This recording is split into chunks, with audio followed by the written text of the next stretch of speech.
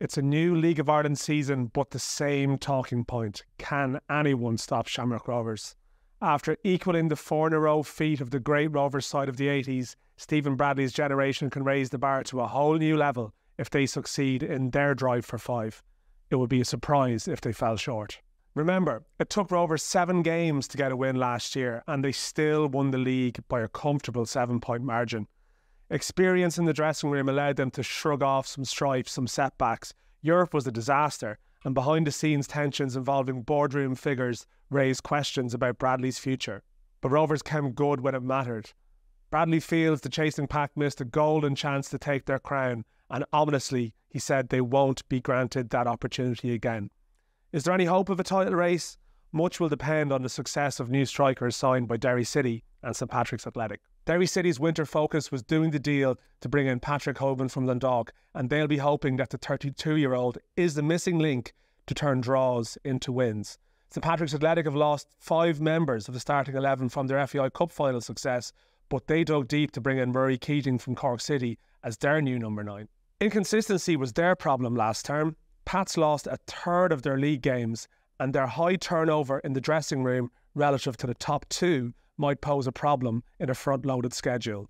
Shelbourne, or Damien Duff Shelbourne to give them their full title, effectively changed their owners to ensure their manager would stay put.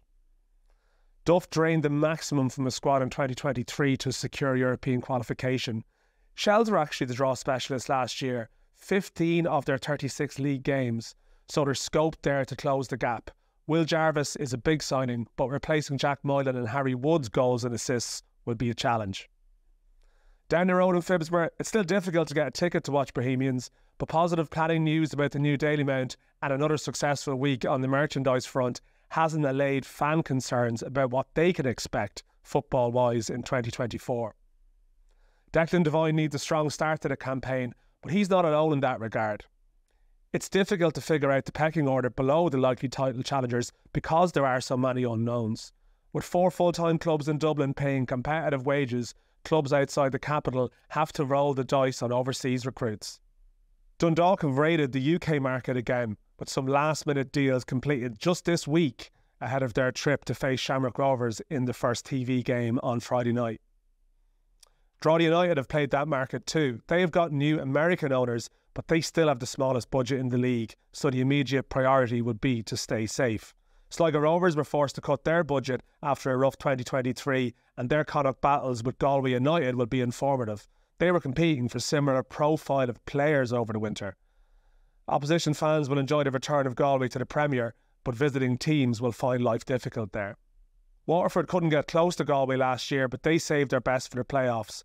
Keatlong has managed to pick up a number of players with top-flight experience, and veteran Pádraig Amond will try and fill the void left by Ronan Coughlin's exit.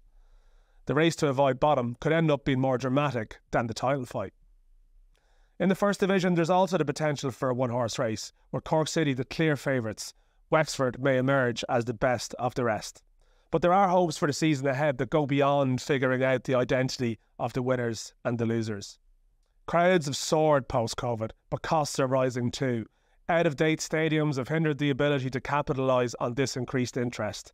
Government support for academies and facilities is badly needed, but the FAI have struggled to convincingly make the case.